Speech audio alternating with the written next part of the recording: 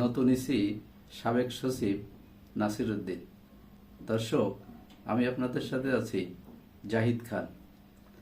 অবসরপ্রাপ্ত সচিব এম নাসির উদ্দিনের নেতৃত্বে 5 সদস্যের নতুন নির্বাচন কমিশন গঠন করা হয়েছে। রাষ্ট্রপতি মোহাম্মদ শাহাবুদ্দিন তার সাংবিধানিক ক্ষমতা বলে এ নিয়োগ দিয়েছেন। নির্বাচন কমিশনে নির্বাচন কমিশনার হিসেবে থাকছেন সাবেক অতিরিক্ত সচিব আনোয়ারুল ইসলাম সরকার, সাবেক জেলা ও দায়রা জজ আব্দুর রহমান এল মাসুদ, সাবেক যুগ্ম সচিব বেগম তাহমিদ আহমেদ এবং অবসরপ্রাপ্ত ব্রিগেডিয়ার জেনারেল আবুল ফজল মোহাম্মদ সানাউল্লাহ।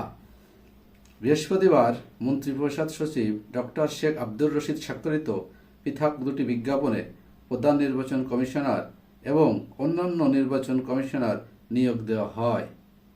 এর আগে নির্বাচন কমিশন পুনর্গঠনে আইন অনুযায়ী গত 29 অক্টোবর আপিল বিভাগের বিচারপতি জুবায়ের রহমান চৌধুরীর নেতৃত্বে 6 সদস্যের সার্চ কমিটি গঠন করা হয়। ওই কমিটি যাচাই বাছাই করে 10 জনের একটি তালিকা বুধবার রাষ্ট্রপতির দপ্তরে পাঠান। রাষ্ট্রপতি তাদের মধ্য থেকে একজনকে প্রধান নির্বাচন কমিশনার এবং 4 জনকে নির্বাচন কমিশনার নিয়োগ দিয়েছেন।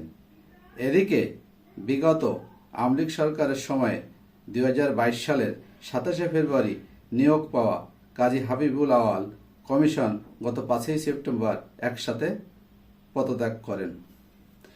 নির্বাচন কমিশন গঠনের মাধ্যমে সরকার নির্বাচনের রোডম্যাপে এক ধাপ এগিয়ে গেলেন।